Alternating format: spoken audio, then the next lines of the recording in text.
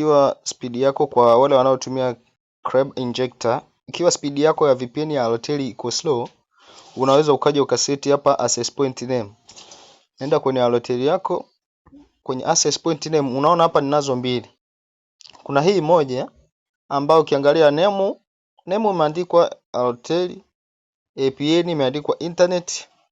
Ukija huku chini APN protocol iko IPv4.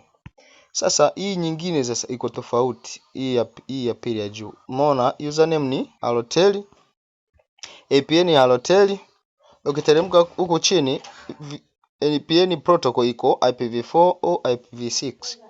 Kwa hii tumieni hii hapa. Umeona hii? Kwa mfano kwenye VPN tumia hii. Kama utaweka bando utabadilisha utaweka chini. Sasa mimi natumia hii hapa ya juu ambayo ni Halotel to Halotel. Sasa angalia hapa mimi sina bando. Unaona VPN hii VPN itakavyofanya kazi na speed yake. Hapa ni Facebook, hamna kitu kinachofunguka.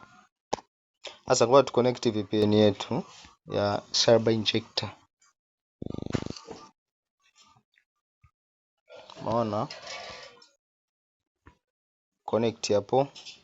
Yaani inakuwa iko stable.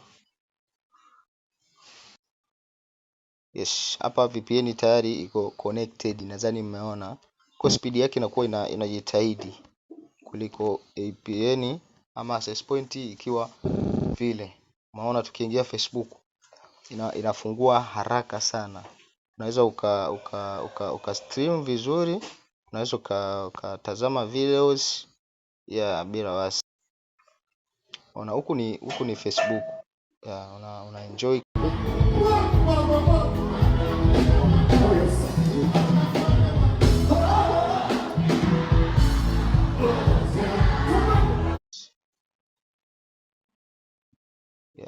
Ndio hii.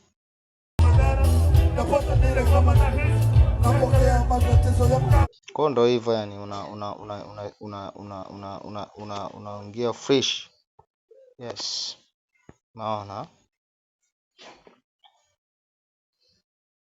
hivyo namna hii. Kwa kama ukihitaji hizi package sasa, inabidi uende kwenye website yetu. Hizi package zipo website yetu, ingia Chrome ama Google. Kisha Chrome ama Google, search CloudNix. Ta search CloudNix. Ta search CloudNix, hiyo hapo, nadhani nimeiona hapo. Ikishafunga CloudNix itakuwa namna hii. Kwa hiyo utaangalia package unayoitaka. Unaona kuna hizi za siku 7, siku 14, kuna hiyo ni medium speed, kuna normal.